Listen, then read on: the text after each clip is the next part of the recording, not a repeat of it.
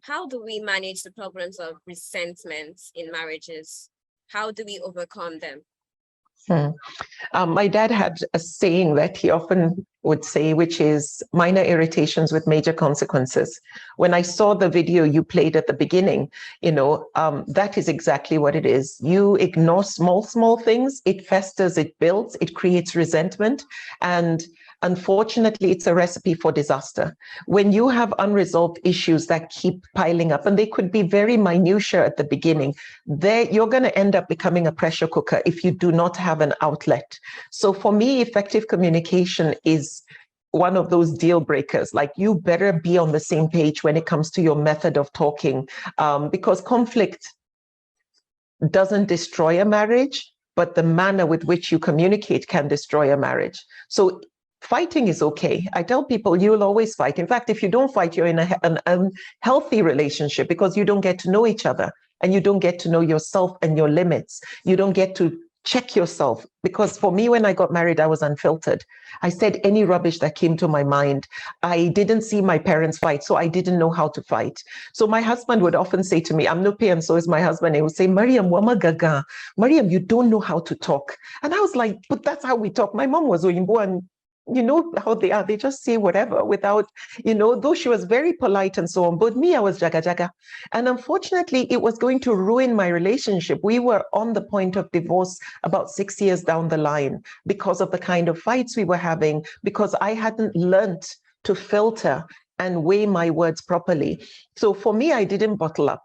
For me, I exploded and I said anything without weighing the impact of the words I say. So the things that will destroy the marriage is the way you speak, your tone of voice, your choices of words. So it is really, really important for us to recognize that bottling up, like here in our culture in the north of Nigeria, we're told to yi hakuri, which is just forgive and be patient. But I try to qualify that. And for a healthy relationship, yes, you need a whole load of patience, but patience to see the results of your efforts, patience to see that you raise issues and concerns that are bothering you and your spouse takes action, not patience to just continue talking and they are ignoring you and you keep realizing that things are not changing, or they apologize and they keep repeating the same thing over and over. Like, then you are a fool. You need to recognize that minor irritations, without finding the right methodology to express and address important issues. So again, that leads me to talk about pick your battles. Don't just fight over everything. Otherwise, you become a nagging spouse. You need to make sure you talk about important things that matter, that affect the relationship and the health and welfare, well-being of the relationship and of each other. So talk, communicate, ask your spouse, when I have things bothering me, what way do you want me to address them with you?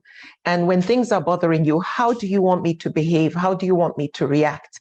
You need to talk about this even before you get married. So when you get married and you've not done it, you have a bit of a problem, because you might be in for a shocker to find that, like me, my husband shut down. He literally put up a wall and is like, I'm not ready to talk now. And I'm like, but I'm ready now. And he's like, no, Mariam, this is not a good time. I was like, but it's good for me. And it wasn't constructive. I was being so stupid. So you need to find that middle ground.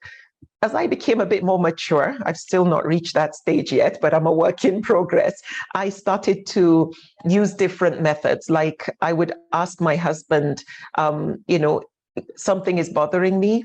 Can we talk? And slowly but surely, we started to now upgrade and improve and, evolve to where now, immediately, if something is bothering me, I was like, Saeed, something is on my mind. Can I talk about it now? And he may say, this isn't a good time. Then I was like, okay, could we talk about it when it's okay with you? And alhamdulillah, it doesn't take as long. We get to address and resolve issues. So I warn people, don't bottle up.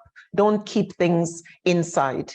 Try and make sure you find the right medium and convenient time to address things constructively with the aim of peace, with the aim of finding a mutually beneficial resolution. Beautifully said, Ma.